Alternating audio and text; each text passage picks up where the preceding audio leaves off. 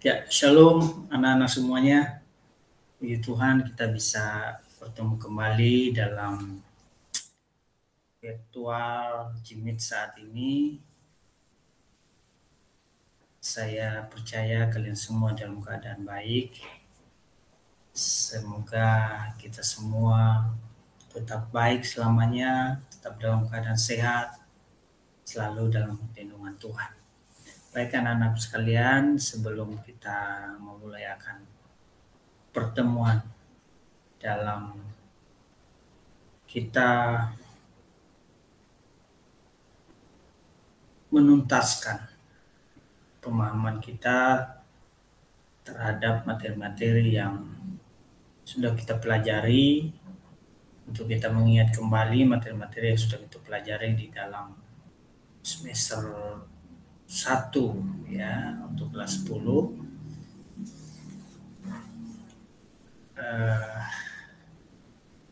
Sebelumnya kita berdoa. Bapa di surga, kami mohon Tuhan memimpin kami melalui Roh Kudus-Mu, agar di dalam kami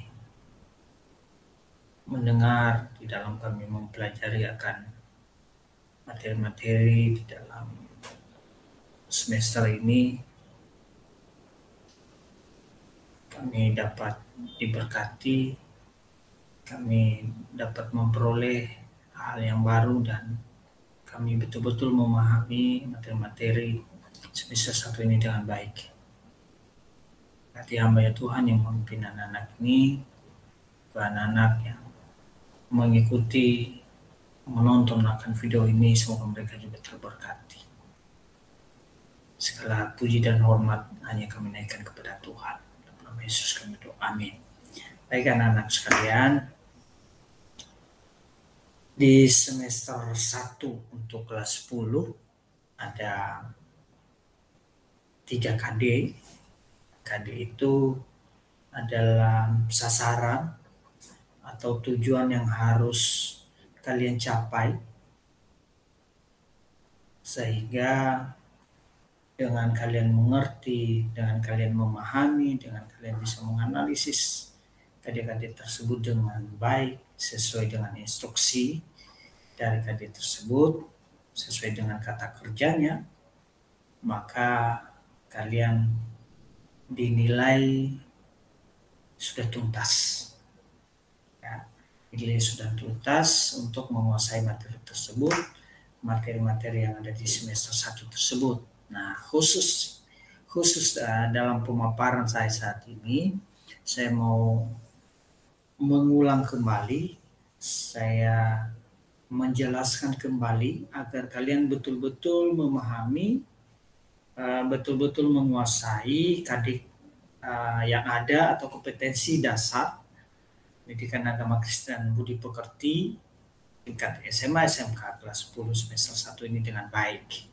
Itu yang diharapkan dari pertemuan kali ini, sehingga kalian nantinya ketika ujian, ya, ujian PAS ya namanya sekarang ya, ujian PAS, kalau anak-anakku yang ada di SMA yang mau pengajar, kalian hari Jumat ini ya, hari Jumat ini ujian.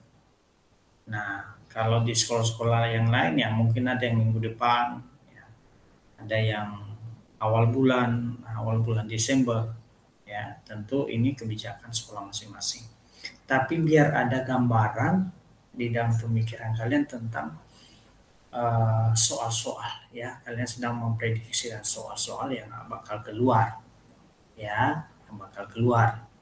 Nah, yang Bapak pentingkan di sini adalah bagaimana kalian mampu menguasai materi-materi yang ada di semester 1 ini, ya dengan baik tentunya, ya dengan baik, sehingga KD-KD tersebut kalian tuntaskan dengan baik-baik. Untuk semester 1 ini ada 3 KD, tadi saya sudah sampaikan, yaitu KD pasangan untuk pengetahuan, ya, knowledge, yaitu 3.1, yaitu menganalisis ciri-ciri pribadi yang terus bertumbuh menjadi dewasa. Nah, di situ ada kata kerjanya adalah menganalisis. Nah, menganalisis ini sudah level C4 sebetulnya, C4. Nah, soal-soalnya juga harus hot gitu. Ya, soal-soal hot itu soal-soal yang berpikir tingkat tinggi seperti itu anak-anak. Nah, menganalisis ciri-ciri pribadi yang terus bertumbuh menjadi dewasa. Nah, apa yang harus kita analisis di sini? Yang harus kalian pahami, yang harus kalian kuasai, dan yang harus kalian lakukan dalam kehidupan kalian. Yang pertama adalah, sudahkah kalian menghargai orang lain? Kalian mengerti enggak ya, cara menghargai orang lain dengan baik? Nah, itu adalah ciri-ciri pribadi yang terus bertumbuh menjadi dewasa.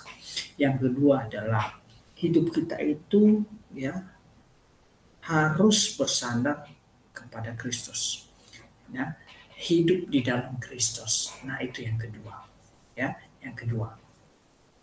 Yang ketiga, ya, di dalam Alkitab itu ada Samuel ya. Samuel itu boleh kalian baca di dalam 1 Samuel 3 ayat 19 ya. Itu contoh yang memiliki ciri kedewasaan yang benar ya, contoh kedewasaan yang benar.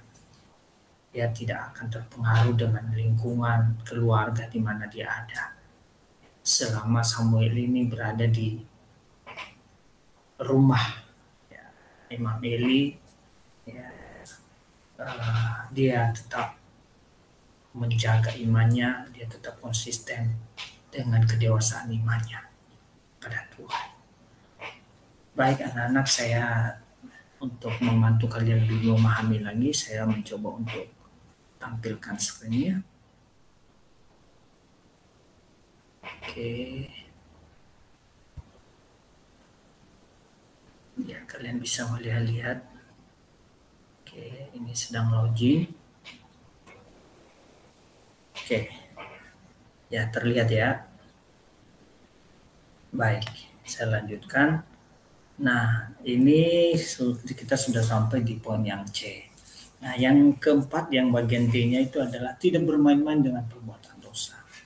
Nah, untuk mengukur ciri-ciri pribadi yang terus bertumbuh menjadi dewasa, kalian sebagai remaja, ya, nah, anak-anak kelas 10, ya, ini adalah masih remaja. Kalian bisa mencek diri kalian sendiri. Sudahkah saya ini menjadi pribadi yang terus bertumbuh menjadi dewasa atau belum? Gitu. Ya. Nah, kita tidak boleh bermain-main dengan perbuatan dosa. Dengan kalian memiliki sebuah prinsip bahwa saya tidak boleh bermain-main dengan perbuatan dosa, maka kalian sudah memiliki ciri-ciri pribadi yang terus bertumbuh menjadi dewasa. Kemudian tidak mementingkan keinginan diri sendiri, tetapi kehendak Tuhan. Ya, banyak keinginan-keinginan kita, tapi biarlah keinginan Tuhan yang kita prioritaskan. Kemudian anak-anak, ciri-ciri pribadi yang terus bertumbuh menjadi dewasa adalah tidak akan goyah, terpengaruh kepada ajaran sesat. Ya, ada banyak di luar sana yang mencoba mempengaruhi kita untuk kita melakukan sebuah kejahatan. Jangan kita terpengaruh ya. Sekalipun kalian masih muda, kalian juga bisa menjadi contoh yang baik. Nah, salah satu ciri kedewasaan seseorang secara rohani adalah bertanggung jawab. Kalian bertanggung jawab dengan diri kalian sendiri. Nah, ini juga ciri-ciri pribadi yang terus bertumbuh menjadi dewasa. Bertanggung jawab. Tanggung jawab kalian apa sekarang? Ya, tanggung jawab kalian adalah belajar sungguh-sungguh. Ya, jangan sampai kalian melalaikan tanggung jawab itu. Nah, ada contoh di Alkitab lagi yang tidak bertanggung jawab, yaitu Adam dan Hawa, ya, yang membuat rusak hubungan manusia dengan Tuhan. Nah, ini salah satu contoh ya di dalam Alkitab, sehingga ketika itu Tuhan mengusir mereka dari Taman Eden karena mereka lalai akan tanggung jawab mereka. Nah, jadi Bapak sudah merangkum ya materi-materi atau bahan yang kalian pelajari, yang kalian yang kalian belajar gitu ya, inti-inti dari menganalisis ciri-ciri pribadi yang terus bertumbuh menjadi dewasa ini ya. uh, Targetnya adalah bagaimana kalian itu memahami ya, maksud dari uh, KD ini gitu. Jadi materi esensialnya itu adalah ciri-ciri pribadi yang terus bertumbuh menjadi dewasa. Bapak lanjutkan. Ada ciri orang yang lalai akan tanggung jawabnya, ya, adalah selalu mencari kambing hitam, ya, bukan kita mencari-cari kambing hitam, bukan begitu maksudnya. Nah, ini hanya istilah saja. Artinya itu menyalahkan orang lain, ya. Jadi mencari-cari kesalahan orang lain tanpa melihat dirinya dulu gitu ya. Nah, orang seperti ini pasti menerima teguran dari Tuhan. Nah, artinya bahwa kita harus juga menjadi orang yang jujur dalam segala hal ya. Kita menjadi orang yang jujur dalam segala hal, kita bertanggung jawab dalam segala hal. Kalau memang itu kesalahan kita, kita harus bertanggung jawab. Kita harus siap untuk menerima teguran ya. Kita harus siap untuk menerima sanksi dari perbuatan kita.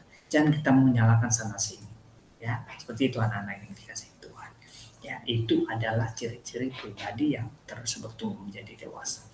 Nah, yang terakhir yang Bapak sampaikan kepada kalian untuk mengupas tuntas mengenai ciri-ciri pribadi yang terus bertumbuh menjadi dewasa ini adalah, sebagai remaja Kristen dimanapun kita berada, kita harus menjadi orang yang bertanggung jawab. Nah, entah kalian berada di lingkungan sekolah, kita harus menjadi orang yang bertanggung jawab. Bertanggung jawab terhadap temanmu, bertanggung jawab terhadap dirimu. Ya, Tuhan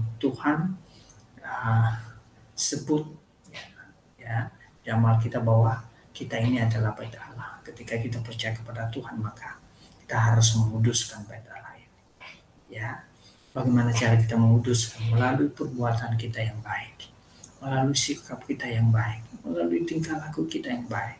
Apapun tindakan kita, kita harus berusaha melakukan yang terbaik agar Tuhan dipuji dan dimuliakan. Baik anak-anak sekalian, Bapak lanjutkan untuk KD 3.2 ya. 3.2 itu, nah ini kalian bisa lihat ya, kalian bisa baca di layar ya, di screen. Nah, itu adalah memahami makna nilai-nilai Kristiani, kesetiaan, kasih, dan keadilan dalam kehidupan. Nah, kesetiaan. Nah, kesetiaan ini adalah ciri orang yang setia, itu setia dalam perkara kecil. Nah, ini berhubungan dengan sikap bertanggung jawab dan bertahan sampai akhir dalam kesetiaannya. Nah, ketika kita dipercaya sesuatu, percaya sesuatu tugas misalnya oleh guru, ya, oleh orang tua kita, kita mengerjakannya dengan sungguh-sungguh, kita mengerjakannya dengan tekun. Nah, itu namanya orang setia. Kita setia kepada Tuhan melalui sikap kita yang baik. Ya. Hari ini kita baik. Hari ini kita sudah bersikap yang benar. Nah, besok berubah lagi. Itu bukan orang setia. Tapi kesetiaan itu harus dipertahankan. Kalau baik terus baik. Gitu. Ya. Hidup kita sudah benar. Ya, jangan sampai hidup kita terpengaruh dengan lingkungan, terpengaruh dengan teman yang mencoba untuk mempengaruhi kita melakukan hal yang tidak baik. Nah, itu namanya orang yang bertumbuh secara dewasa. Nah, kita menjadi orang yang setia ya, dalam segala hal. Nah, salah satu orang yang setia sekalipun yang menderita yaitu Ayub. Ya, Ayub itu pernah uji ya, pernah diuji, bukan dicoba oleh Tuhan tapi diuji oleh Tuhan. Tuhan mengizinkan dia memiliki atau ada penyakit ya, ada penyakit dalam tubuhnya, mulai dari ujung rambut sampai ujung kaki. Dalam posisi dia percaya kepada Tuhan, Namun seorang Ayub ini apa yang dilakukan?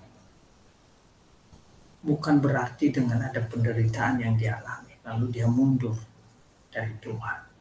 Lalu dia tidak percaya kepada Tuhan. Tidak seperti itu. Justru Ayub semakin semangat. Semakin semangat taat kepada Tuhan. Ya, ia tetap setia dan percaya kepada Allah yang dia percaya. Luar biasa. Ya, sampai istrinya bilang, oh, kutuki aja Allahmu itu.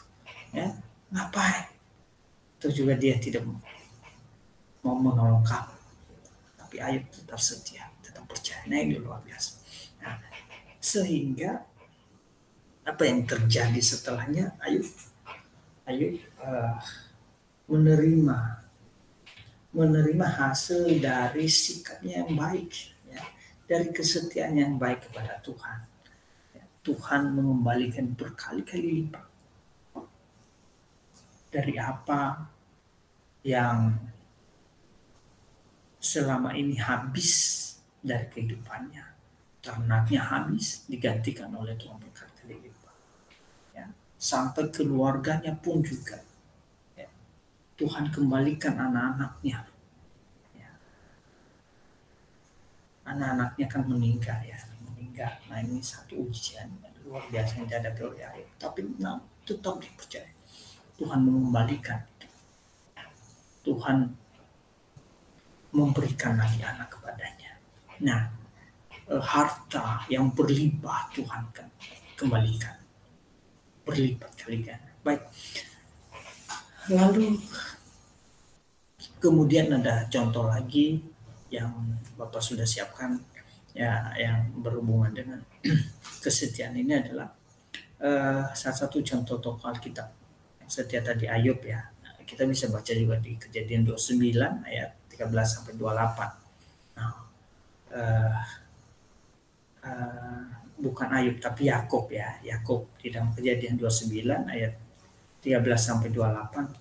Nah, bagaimana kesetiaan Ayub untuk mendapatkan anak pamannya Laban gitu. Ya. Nah, dia setia. Nah, jadi ketika kita setia, jika kita setia dalam hal-hal yang kecil, kita tekun, maka hasilnya pun juga pasti kita dapat. Contoh di sini di dalam Kejadian 9 ayat 13 sampai 28 ini Yakub, dan apa yang hasil yang didapat oleh Yakub, dia memperoleh kedua anak dari pamannya itu, yaitu Rachel dan Leah menjadi istrinya. Nah, bukti kesetiaan kita kepada Tuhan adalah dengan kita tetap percaya kepada-Nya. Nah, itu bukti kesetiaan kita kepada. Jangan pernah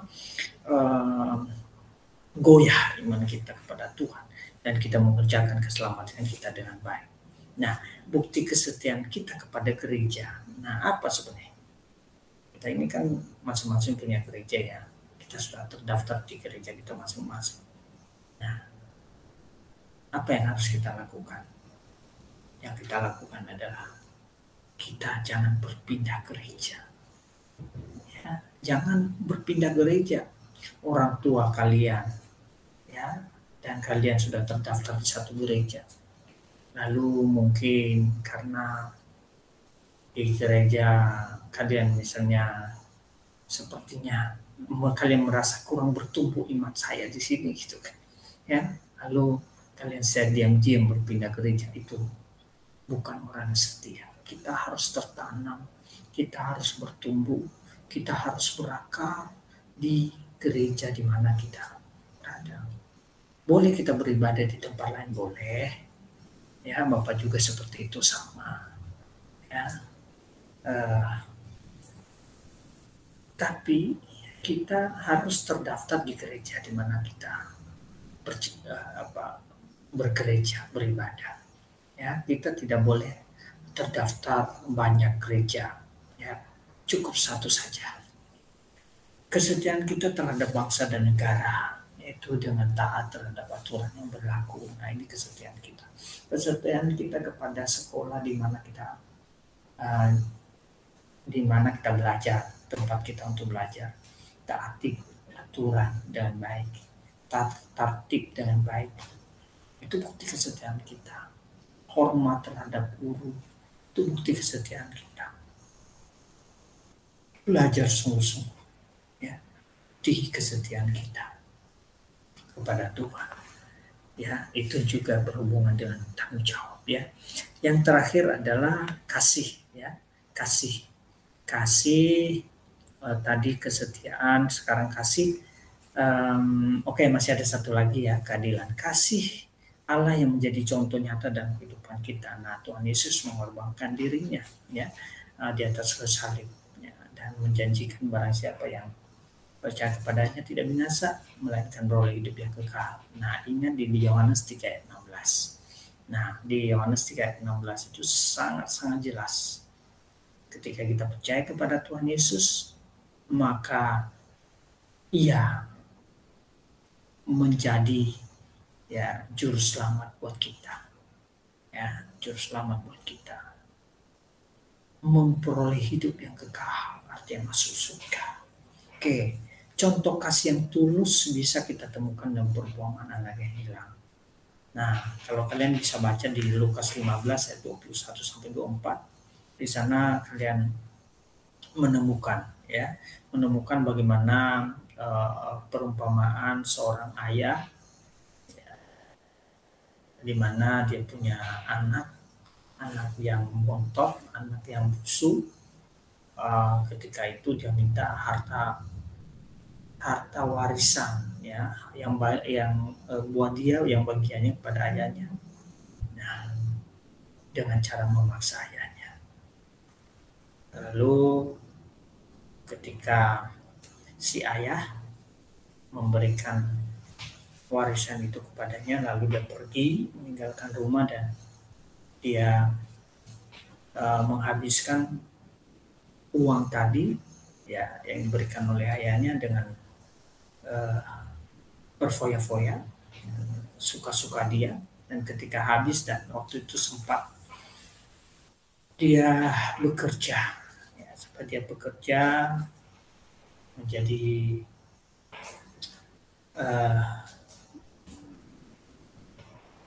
peternak, ya, peternak, dan dia hanya mendapat gaji, ya, upah makan, ya, upaya makan yang didapat bukan makanan yang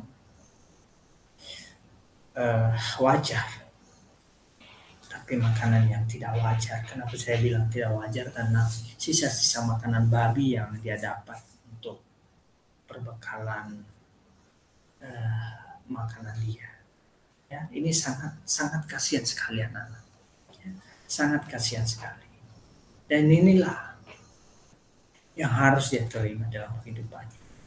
Dan ketika dia menyadari akan hal itu, ya, bahwa dia salah, dia membayangkan dia kalau masih ada di rumah orang tuanya, tentu dia tidak mungkin seperti itu.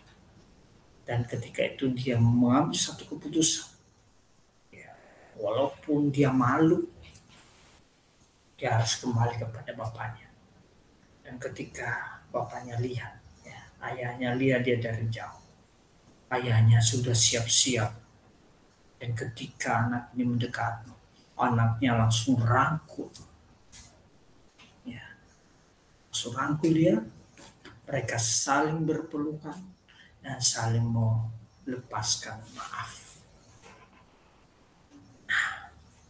Ini adalah satu contoh bagaimana kita melakukan kasih kepada sesama, ya, melakukan kasih orang tua kepada anaknya, anak kepada orang tua. Coba kita refleksikan ini dalam kehidupan kita. Kasih itu harus tulus dan ikhlas, tanpa pamrih, tanpa ada apa-apanya, gitu, ya. Tapi kita melakukan kasih itu tanpa ada apanya, ya. Harus dengan tulus dan ikhlas. Kenapa? Karena Tuhan Yesus sudah terlebih dahulu mengasihi kita tanpa pamrih. Nah, ini poinnya, ya. Ini poinnya. Nah, yang diharapkan dari anak-anak sekalian adalah anak-anak sekalian harus memiliki kasih yang tulus dan ikhlas. Ya, memiliki kasih yang tulus dan ikhlas. Bukti kasih dan juga kesetiaan kita kepada Tuhan. Ia ingin membarui hidup manusia dan menjadikan kita umatnya. Tuhan setia kepada kita sampai sekarang. Selama kita percaya kepadanya, maka Tuhan setia memberkati kita. Tuhan setia memelihara kita. Buktinya dalam pandemi saat ini, kita masih bisa makan, kita masih bisa bernafas, kita masih sehat, ya kan? Nah, Galatia 3:26-29 menjelaskan bahwa manusia bisa saja membedakan sesamanya, namun kita satu di dalam Yesus Kristus. Kita adalah keturunan Abraham dan berhak menerima janji Allah. Nah, ini janji Tuhan di dalam Galatia pasal 3 ayat 26-29. Kalian bisa baca di sana. Nah, inilah inti dari kasih sebagai ciri kedewasaan, ya, sebagai ciri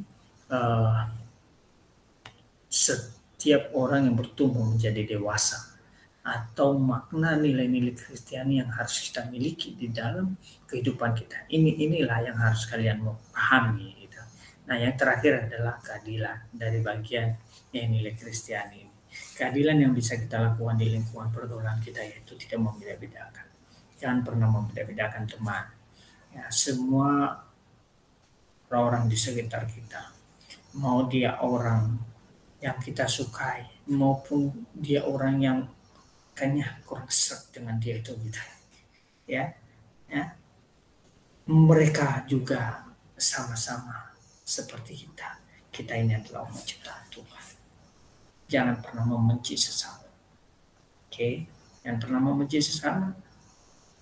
Ketika engkau membenci sesama, maka engkau membenci orang yang diciptakan oleh Tuhan.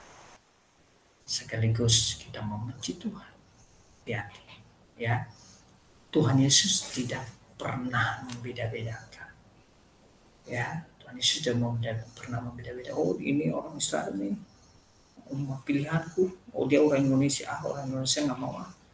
Saya mau kepada orang saya enggak. Tuhan tidak begitu. Kepada siapapun, ya, manusia di dunia ini, Tuhan sayang, Tuhan cintai, Tuhan kasih. Lebih-lebih kepada orang yang percaya kepada Tuhan. Dia beri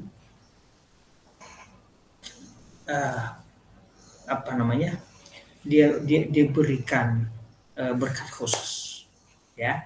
Oke, anak-anakku yang dikasih oleh Tuhan, kita sekarang masuk kepada KD 3.3. KD 3.3 ini adalah KD terakhir, ya. Ada 3 KD yang kita belajar dari semester 1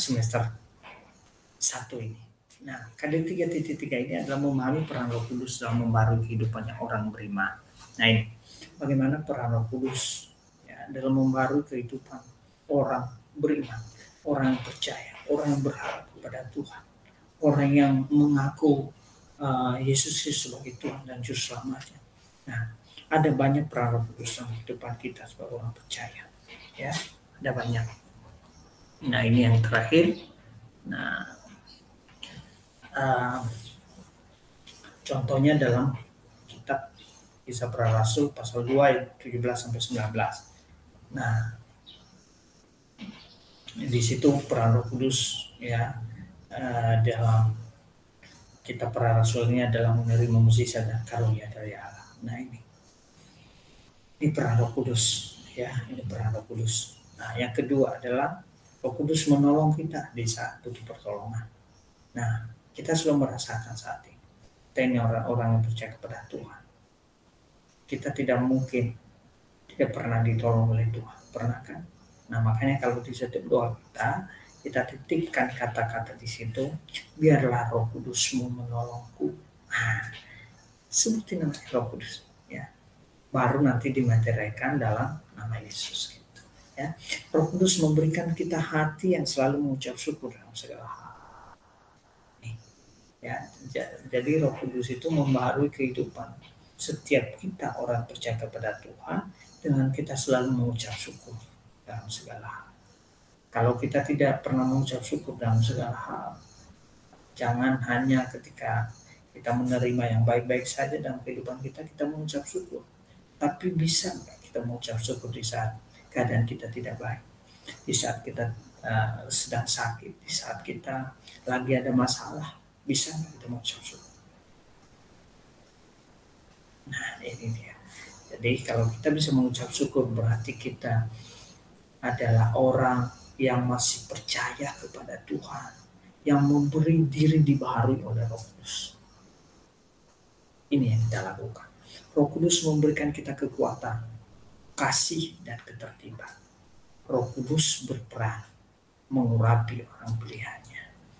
Kita orang yang percaya kepada Tuhan Yesus, kita bisa menjadi orang yang diurapi oleh Tuhan, dimampukan oleh Tuhan dalam segala hal. Semoga pemaparan, pendalaman materi semester 1 ini, pendalaman materi dari KD, PAK, dan Budi Pekerti di KD SMK kelas 10 semester 1 ini, kalian menambah pemahaman, kalian semakin bisa menganalisis ciri-ciri pribadi yang terus bertumbuh menjadi dewasa, kalian semakin menjadi anak-anak yang semakin memahami peran Roh Kudus dalam kehidupan kalian. Saya yakin percaya setelah kalian mendengarkan akan video ini, saya yakin kalian sudah menguasai, kalian sudah bisa menuntaskan materi-materi di semester 1 ini dengan baik. Dan kalian juga pasti mampu menjawab setiap soal dari guru-guru agama kalian di sekolah masing-masing dengan baik.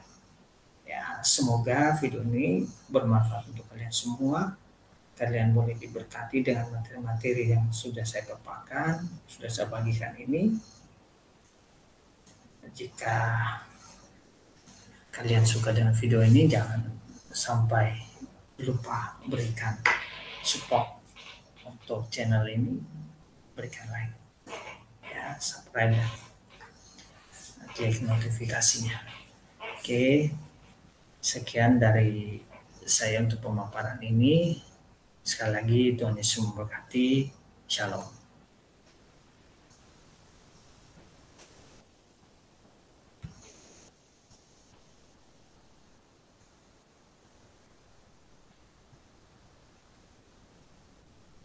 Tes.